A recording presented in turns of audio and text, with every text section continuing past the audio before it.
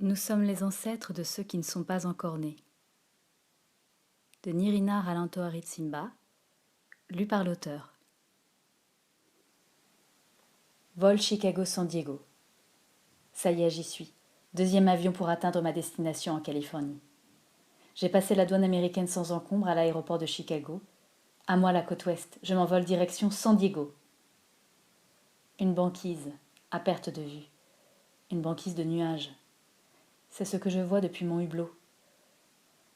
Le film proposé dans l'avion m'a un peu diverti. Spider-Man 2. L'homme araignée qui grimpe aux parois des immeubles avec agilité. Haut, toujours haut, plus loin, s'accroche, adhère à tout, saute, se cramponne.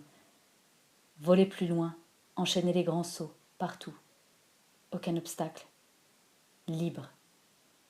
J'aimerais en être capable, mais comment? Être aussi libre que Spider-Man. Tisser ma toile tous azimuts, être ubiquitaire, être française, mais avant tout citoyenne du monde. Appartenir à la tribu des Spider-Women.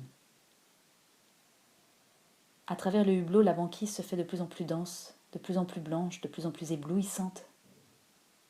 Bientôt difficile à soutenir du regard. Il est 22h15 à ma montre encore à l'heure française. Il est 16h environ, ici à Chicago. Il faudra que je trouve une poste dans ce pays que je ne connais pas encore, dans cette ville qui va devenir mienne et où je vais enseigner le français à des petits Français, des petits Américains et autres nationalités.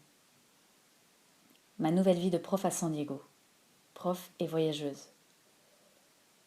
Il faudra que j'achète un timbre américain pour la France, si je tiens vraiment à envoyer cette lettre. Si je veux qu'enfin ma nouvelle vie commence. Adieu Flora. Je ne sais pas quand on se reverra. Ninon.